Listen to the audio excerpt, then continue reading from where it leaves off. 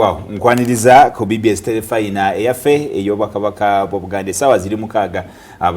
buli wakuna sawa mukaga atubalira Dr. Florence Namboze bale embozi yaffe beera yataka ikigendera kulaba nti gwe omuntu akolera ku ttaka ogenda maaso n'okumanya engeri gy'oyinza okwongera okufunamu ate n'enteekateeka gy'oyinza okuba nayo atalina n'okufuna engeri gy'oyinza okuba nti olifunamu ate n'osobola okuba nti obeezaawo obulamu bwo kakati buli agala okugenda mu bizinesi ey'ettaka ojja buzi wano n'olaba puroguramu eno abutereeva ensonga n'ozitegeera bulungi. Dr. Yazedda njagala butereeva asooka atubuuzeeko ate ensonga gye tugenda okuba nga twogerako olunaku olwaleero nayo njanjule. Dr. nsanyusa okulaba ku Telefina yaffe. Sebo nsanyusa okubeera ku Telefina nga bulijjo alaba Telefina nkulamusizaako nnyo n'enkwebaza gy'otuusaako engalo ate era n'enkulisa okubeera mu mwaka omupya. Tugutambudde omwaka omupya tugutambudde leero 29 mala okulaba leero 3 kati bwe tuba twakola resolutions ennaku 3 ezisoose okozeemu ki Trump muze 10 alina byakoze bingi amawanga katono naye nakugamba nina poloti yange lwakubanga yes nina zitya right now kambere nga sente nzimonitoringa olaba ebiseera ebisinga mufuna sente naye sente muziteeka mu birala ddala mu abafuna sente ezaawamu n'otandika okunyooma yes kyekikuleetera okuba nga gwe tojja kugula ttaka ojjaga eyo nga wala naye nga ne sente zigula ekumpi tozikola ki tozirina kuba obeera ozirina well and good genda ogule naye ebiseera ebisinga ojja kusanga oli akugamba nti eyo nga wala nga n'emitwalo gino emitonotono egigulayo nagyo tagikola ki tagirina kati lwaki totandika n'eyeewala nga bw'olinda wafuuke kumpi ffe tuzze tubanyumiza nti ebifo ebimu biringa bye baakwata ne bagamba nti sembera wano olw'enkulaakulana nti bw'oyita ku kifo ogenda okulaba nga amazima amatuufu wano waliwo ennyumba ne distance gy'otambula togikola ki olaba ng'ekendedde nze nkuwulira abantu abaagula ensasa distance tekyukanga it's 5 kilometers from Ntinda 5 naye kati bakutwala mu kifo ng'ekkubo sikkole ng'abantu tebannaba kuzimbayo it's 5 kilometers 5 naye bwe bamala okuzimbayo 5 ziberanga emu avugako wano waliwo abantu kati bakyusa ne baba nga tebakyabalira Ntinda no tebakyabala kilometers babala minutes dakiika nti okuva ensasa gy'odogera okutuuka Entinda tambulirawo dakiika mmeka nti dakiika 10 kiyewa wantu si wala kati dakiika 10 oziyimirira awo w'oyimiridde abantu ne bakuyita ng'okyali awo kati ati yeyo endowooza gyetuwogeddeko mu kusooka is the mindset nti eyo mind bw'onoogikyusa ojja funa ky'oyagala then nekira bw'oba sente tonnazifuna kati tandika n'ekyo ky'olina tukyogera bulijjo tandika ne ky'olina tandika ne wooli nti w'onootandikira wooli ojja kwesonga ng'osobola okufuna ebinene nti nze era mwade ekyokulabirako ne mga kati omuntu eyasavinga investment club eyasooka mu feeze eyasooka twasavinga $1.4 million ploti ze twafuna right now ziri $1,012 zeyongeddeko value ne tuddako ewaddako $7.5 ploti ze twasavinga ziri $1,015 kati gwe ali eyo nga sente zino wali tozirina bwe ngamba nti anze nja kusavinga ntunde ku bbeeyi eyo kojja kwesanga tonnatuusa kuzimba right now nga sente tozirina oyinza okuba otuusizza naye nga the finances tezikola ki tezikkiriza kugenda ozimbe right now so bw'ogamba nti no right now sigenda kuzimba naye kankwate sente zange nzisonde mu ngeri eyo nti bwe nfuna ploti zange 4 nina omuntu alina strategy nti nze ngenda sonda ploti 4 bwe mmala nzitunde ngule emu gye njagala nsigazeeko n'ezinaazimba akayumba kensobola kubanga kisoboka kati ye mindset gye tugamba then bw'onoobeera n'abantu abalina ebirowoozo ng'ebibyo gyojja okufuna ebirowoozo nga bino bye tugamba soma n'abalala abalina ebirowoozo ebirala abatakkiririza mu kyoto kyo sente bwe ziba teziwera zirye ate kankubuulireyo nno mukwano gwange nina akantu kenjize omanyi nabagamba ndi musomesa agandi sente zolina bwe ziba zisobola kumala okizibu kyolina zirye katebereza that kind of advice omuntu yagenda okuwa ogenda tuuka amazima nga muzinywedde nga muziridde nga muzikyakaddemu tetunabagaana kukyakala naye tubabuulira nti nekiri olina okikola ki yes you have to work for it ezifikka ngomaze okugula ettaka zirye kati no kankubuulire nze nira mukwano gwange nali mutenda nnyo nga kundi ndowooza mugezi nnyo olaba bannanga ayita ekibuuzo kineeno ate nga talina budde busoma yandibanga ki mugeza amazima amatuufu kati aina pepa je yatuuka obulungi nenga naye no pepa bwoba tosomya amazima amatuufu ne bwobeera mugezi ki tosobola giyita kyekimu ne ku ttaka nti abantu bajja kuddeyo bagamba nze sirina kyennina zisisonda okiwulira ojja kwesanga ng'omuntu oyo tali musalirimu naawe ayinza okuba nga ye taata we maama we bamulekera ebyobugagga ti gw'onoobeera ng'oli eyo obonaabona nga tolina akola ki ayamba ye ng'alina gy'ajja okudduukira ojja kwesanga nga ye alina muganda we alina ennyumba ezisukka mu omu agira abeeraawo nga tamulinaako ttabbu ajja mubeezaawo gwe kyotakola ki kwe kweyunulira ku bantu wano mulimu enna mu society naye balina ekyenjawulo kye balina gwe kyotalina so kati gwe bwoba osalawo okukola ebibyo weetunuulire nga gwe like as an individual nze taata wange yali antwala enamagunga mwesi 1 yanyimbira akayimba this is the day the Lord has made lwe lunaku mukama lwakoze eki lwakoze lwolutuukiridde nti nkuvuga nkola naye nangamba nze ndi musajja munaku ogenda kusanga abaana andi kituufu nabasanga edda nze nga maama wange ampa liita emu eyakwenkya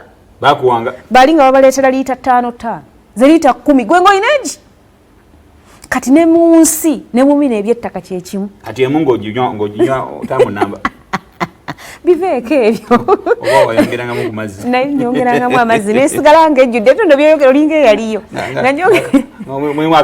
nga mubeeramu akawoomerera n'ogenda n'ekyo kati munakati bw'ogamba okunywa lita 4 mulundi gumu kisoboka ozinga n'oyiwako n'ebbali weebale nnyo n'ogaba n'okugaba kubanga teweeyunulira ku bali abaali balina kati ne mu nsi kyekyo oli ejja kujja ku mulamwa naye ye ng'alina a fall back position kakati dokita ekyamazima kiri nti abantu baagala bino babiwulidde naye waliwo n'abawulira nti waliyo gurupu ezikolebwa ne gurupu ezo zitambula bulungi zirina okusoomozebwa okwenjawulo kwe ziyitamu ate n'oluusi abamu nga bazikoze segenda bayita bayiga naye nga tebamanyi kiki bakola oba oli awo ne bawulira buwulizi naffe tukole yaffe ne bagigendamu ogenda okuwulira emirembe egijjudde mu gurupu ezo ez'okusevinga nga nagyo miyitirivu obungi kati omuntu yeebuuza nti tusobola kukola tutya okusobola okulaba nti gurupu zetubagamba okugendamu bazibeeramu ne zibawa ekirubiriro ekikulu kye bazirinamu yes kati mu investment clubs no tuzita investment clubs nga ziri specific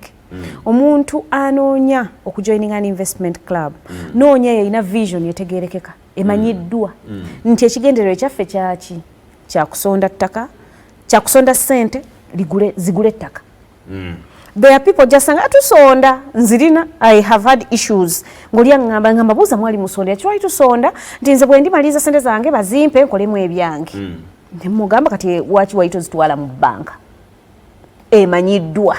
okitegeera kubanga tekwaliko nti nno batuwa amagoba naye just ndowooza ziteekera wamu ne mugambe wokuteeka ssente gye wanzitadde wamu banka gye ziri zikoze eki zimanyiddwa so join an investment club gy'ogamba nti bwe tusonda ssente ekiruubirirwa kyaki kyekino kyaggula ttaka ate buli investment club eyina emitendera eyina ebyo ebigifuula ekyo mpandiise that is number 1 okay 2 baani abagikulembera I have a gentleman asomesa financial literacy yabadde atugamba bw'oba ogula ettaka gula ku muntu gw'omanyi nti alina something to lose wakiri afiirwa erinnya lye ng'agamba gundi okumpulira mirerembe gino wakiri muddiza ssente ze nesibeeramu ebyo waliwo abagamba nti kola kyokola okitege gye bali nabo kati gwe ki ekiba kikujoiningisa investment club bwetyo nekyerabuuza abantu bajja kukubuulira honestly oli ajja kugamba ogenda wa gundi togeza nze bwe naliyo kyali bwe kiti naye ebiseera ebisinga simanyi lwaki bateggula ettaka kibeera kyama n'omuntu okugamba nti naguze poloti like agamba baneete mwogera kiringa genda bweru simanyi lwaki naye ng'ate babaferera toyogera omuntu genda obuuze era mugambe ngenda twala obudde bwange nga nkyekenneenya oli bw'onosanga tujjudde todda tokola ki ng'otegeera those are red lights lwaki mumukaka omuntu abeere n'obudde bakuwa obudde ogenda ogambe nti nja kkebera that's an investment club you will join then tunula ku biwandiiko byabwe ne bye bakozeeko kuba ebintu byeyogerera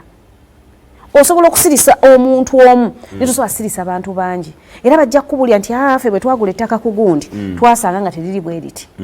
bwe batusuubiza nti bagenda tuwa ebyapa tebabikola ki tebabituwa sente zaffe twazisonda tetwalaba kye zaakola kati byo gwe ngaali eyo byolina okukola ki byolina okutunuulira n'ogamba let me join investment club bweti then mu kujoiningera investment club bw'oba olina abantu ng'oli ogamba oli simumanyi definitely mu investment club mulinamu bamanyi bw'oba obuuza mulimu abayitamu bw'oba obuuza nti mwe mwayita eno kyali kitya omuntu ajja kubuulira honestly nali wano ku lwali lwakuna olwedde omukyala nanga nti omukyala gobadde naye oyo ku program yaguza sister waffe ettaka nemubuuza nti yamuguza atya kyali kitya kyali kitya nanga mwana wattu yamuyamba nnyo era sister wange bwamulabye bwati mbadde sinawe ku TV nansindika ka message nangamba laba yanguza ettaka mukyala wuyo ali ku TV kati yanguza ettaka munnange kakati mu mbeera eyo abantu bajja kuwaako abantu bamanyi abakola ebirungi bamanyi n'abakola. That is why you have to ask my muchibi kyenkugambye nti abantu kugula ettaka bakukweka nga bagenda e Bulaaya ulinga tayagala muntu ategeere nti bannange ngenda naye nga ate bw'oba ogenze era kiyamba ggwe bw'oba tugenze era kiddira ggwe obuzibu ebiri bye bino bane ekintu ekyo ky'okukweka ebintu kyangeri bbiri abantu balina mentality ey'okutya nti abantu baloga babayisa bubi ne bagana okwogera ebintu obaolyawo okwewala abantu oba nokeneka nga bw'okyogedde naye ate era mu ngeri y'emu gy'okoma okusirika omubbi akozesa kodi yaako ofa kisiiri kituufu balaba otunze kino okitwala wali bakanya kubuuza n'ebintu by'otunda ng'osirise wekya ngeri bakudda bagana tubaako kyonyega actually n'abagenda okubba abafera agenda okufera be bakwetamu embeera eyo ey'okusirika yeti ng'osobola okugenda n'obuuza ku muntu nti bane mbadde ngenda kukola bwe nti olinakugawo ekyo badde ogenda okukola ne gundi kyamukolera ko tobuuza muntu omu tomugana nsene ziina wano nzisuubira okujja kati kankubulye mwami mukiibi nina ebintu emu byendaba ne ŋŋamba abantu abamu bagezi ddala abantu baffe abali ebweru in the diaspora nina omukyala I'm sure ayinza okuba program ajja kugiraba naye yantumye nange agenda opimira ettaka lyange Jinja naye bwe natuuse Jinja nga yampadde abantu ab'okuconnectinga abantu nga bana banjawulo tebemanyi bayinza okuba bemanyi naye nga buli omu gundi yajja okuwa kino gundi yajja okuwa kino so definitely nga mwabo mujja kubeera mwajja omubuulira nti kino kyabadde bwe kiti ye nga kyayagala story ebeere nga yemu abuzaabuza amanya gwa ng'ono okitegedde oli mulimba Musave yayaze naye yatugambye milioni 8 naye Musave yagande ddiri naye kati waliyo abantu abali ebweru ekitali kibi naye ng'alina omuntu woogu ne bwembuga gundi nga yakozebwa tekisoboka tasobola kukola bwati tasobola yeti ng'osobola omufunirako another avenue emukebera kwe k'okubuuza noga luli bwe mba naweereza brother ŋŋenderaayo another instant nga tobakubaganyiza gamba nti no bakontana buli omu n'abeera ng'asobola okukubuulira the truth nga bwekola ki nga bweri kakati so otuwadde amagezi agaga okwebuuza okusobola okujoininga investment clubs Dr. Kalkino njagala kigamba gwe nga gwe investment clubs nyingi gye ziri ng'ebizibu bye zirina bisobola birina solution nga bisobola okuggwawo nga gye ziri ezimu za bitongole ezimu za banks ezimu za corporate organizations endala NGOs abala basomesa abalina group zaabwe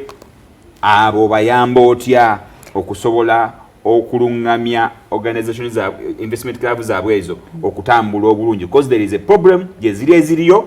nga ebigendwa birungi n'abantu balungi nga si babbi nenga basanga okusoomozebwa kyenyina obbagamba is to use professionals that is number one kati goyinza okuba ng'olina background yo maybe ya education ng'amazima amatuufu ebyabasaveya ebyabaloya tojja bisobola nze nkubuulira nina Kanso Malik wali Kanso Malik yafuuse Ssaalongo yes Kanso Malik tukutumiddeko nnyo Kanso Malik ali awo ku Gaddafi ndowooza olugezigezi lw'abaloya lugenda kweyongera kati kafuuse Ssaalongo ajja okukulembezanga kati kankubuulire kati nze olaba yes amasaveya naye bwe mbeera nga nina agreement ezirina okukolebwa ng'essimu Council sabuntunuliremu this agreement, what is your advice? Kwekozesa professionals kati gwe bwobeereyo investment club nga mugirina ng'erina ebigendererwa birungi, look for professionals bajja bayambako. Surveyor ajja genda ku ground ababuulira ekintu tujja kikola bwe tuti kino kijja yiyitawo bwe kiti bwe namuno agula ettaka lino eno ploti zemwagala osalamu tezijja kusalika tezijja kuwera sayizi eno tekkirizibwa mu kitundu bwe kiti obeere nga amazima amatuufu okola ki okimanyi naye kati mmwe olumu yes bwe mukola investment club ne mugaa tugenda kukoppa bukopi anti batugambye ebyapa bivaamu bwe biti ng'ombuuzaayo ekibuuzo ekyapa kino bwe tukisala bwe tukivaamu biti akoze munno 2-5 naye nga ground sigenzeeyo tombuuzizza era nze ntera obbagamba pereza kopi y'ekyapa nkubuulire n'agamba naye tokiwanvuya nnyo tokisussa ne mugamba munnaye kati oyagala nkulimbe oba oyagala nkuwa information etajja kuyamba ng'oli alaba okuwa information ate oyiseewo ku kyewandikoze naye ng'ekyemujja okukola you get professionals. There is an investment club tugenda sharinga nabagambye 2025 is a big year. Tulina investment club yetwali tukwatagana nayo bagiyita Boss Babe Investment Club. Boss Babe balina ba members baabwe almost 150. We are working with them ebyapa byawedde bagenda kusharinga siba Paragon Investment Club ba Boss Babe Investment Club ne batuukiridde tuyambe fenna na tulambika ne tufuna lawyer surveyor ne tulambika era they are happy basanyufu bulungi nnyo. So abali eyo nga muri kitongole nga muine embeera ninga mumwe institution yamwe eri kutaka nina n'abakkiriza aba SDA najja nankumbi yes ba church nabo bagenda tandikawo investment club era bajja nembalungamya ntubalungamya kimwe bwe kiba kyakutambula bwe kiti kino kye kijja obbakolera era tugenda tutambula bwe tuti and they okay kati mbeereyo nga mulinayo investment club mulina ekitongole kyammwe look for people ababikozeeko olyakubuli ate ffe nga bwe twabaga information tujja gibawa that is it yes kubanga ffe kirubirirwa kyaffe naffe twagala tuteeke ettafaali ku Uganda ku bantu abalala akadde katugenze konsabo sibule bannanga bala telefayina mbebaza okwekumira ku telefayina nabagambe 2025 gwe mwaka gwaffe tukolemu ekyenjawulo genda okuggwako nga tulina ekyokulagawo nga tetwogera bwogezi wewa kati investment club yonna eri eyo nga weetaaga okuba nti oyambibwa mu nteekateeka eno y'okwekuŋŋaanya naddala nga mugenda kuba nti ensonga zammwe zikwatagana ku ttaka enamba ya dokita eri ku screen ng'okubako nga mukola enteekateeka nga jja abalungamya nga musobola okutambula obulungi n'abaagala Paragon era mu kubooko era abeerenga butereevu ate muyingira muyiye okusobola okulaba nti mufuna ettaka mu ngeri eyinza ddala okubeera enyangu. Nze Maurice Mukiwe Mugave asigala ku telefayina yaffe ayi Katonda akuuma mu maaso mogi.